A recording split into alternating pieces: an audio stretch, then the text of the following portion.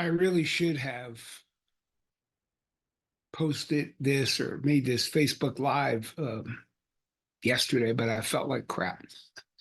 I should have made it yesterday because of my hat really is off to Coach Stanley, uh, her South Carolina Gamecocks, and absolutely Coach Bluder, Caitlin Clark, and the Iowa Hawkeye team for what they were able to accomplish.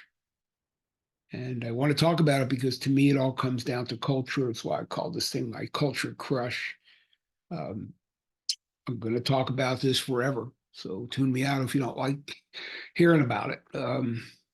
People score baskets and kick goals and get on base, etc. But teams win and play for championships, and it does take talent. Definitely, obviously takes talent, but talent needs a winning culture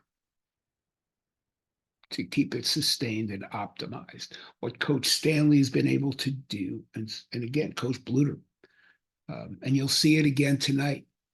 They've been able to build a culture that kept a lot of thoroughbred athletes, talented people, focused on one goal. Someone's going to lose each game. Last night, again, Iowa lost. Doesn't diminish to me what they were able to build and what they were able to do. Again, you're going to see it again tonight. When you get to this point, get to the final game, final four, you've done a lot right during your season. And I was reading about culture. I read a quote. I'm actually going to read it here. Culture can be defined as a way of life, the customs and beliefs of a particular group. But I had fun researching it further. Culture is yogurt has culture, right? It's a living, breathing thing. It's the activity of breeding and keeping living things in order to get the substances to produce. I'm going to read it again. The activity of breeding and keeping living things in order to get the substances to produce. This is what Coach Stanley has done. Philly proud for sure. This is what Coach Bluder's done. This is what Coach Hurley has done. And this is what Coach Painter has done. Other teams too, but it's here right in front of me today, so I'm going to talk about it. I would ask you and maybe, I guess, challenge you. What's your team? In your home, in your place of work, in your community, what are you doing to keep living things in order, to help substances produce, to raise the bar higher? Look, I've been a part of, as a coach, more silver and bronze medals than gold medals, but don't even try to tell the kids on those teams that we didn't have an amazing time and we lost. We didn't win the last game, but our culture, that I still get calls. I got a call today, literally, no BS, from a young man who played on a silver medal winning team for us in 2013, looking for advice, looking to catch up with his old coach.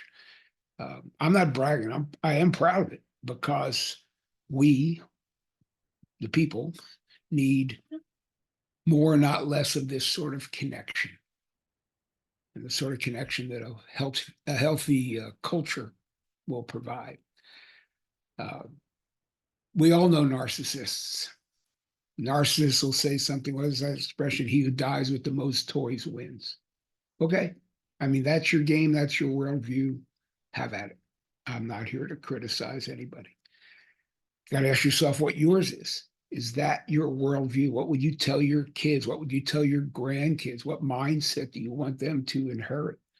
If it's good enough to tell your kids, will you tell that to your teams in your office place?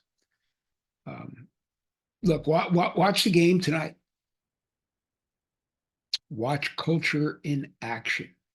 Watch it as a student of culture rather than a fan, if you can. Watch people sharing the ball to produce a desired result, to keep one another in order to produce. Watch defenses keep one another in order to produce turnovers, to produce stops. Watch it. You'll see it right in front of you. It's a beautiful thing. And somehow we've lost our way for it. Yep, we have. But again, we need it back. Culture is all about connection. Connection occurs in humans by civil,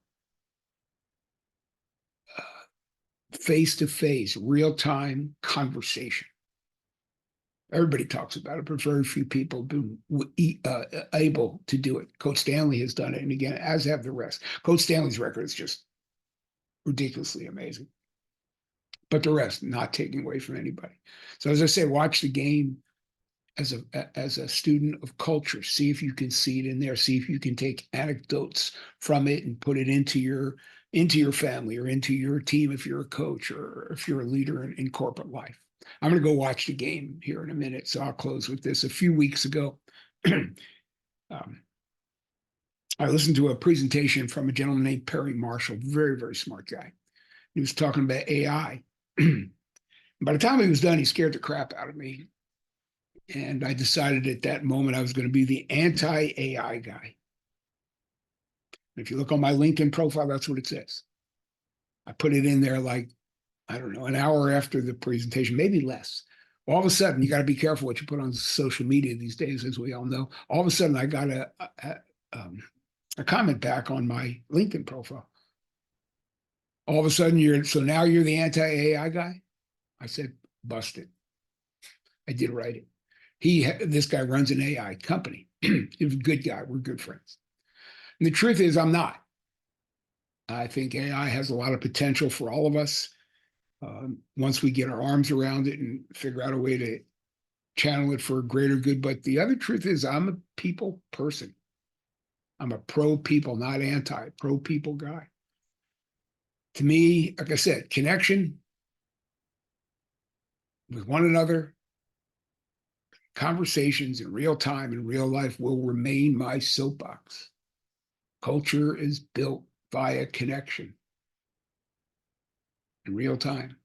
And again, as you've heard me say before, culture eats strategy for breakfast. Hope you're all doing well. Enjoy the game. Have a look as a student, and I hope everybody is well.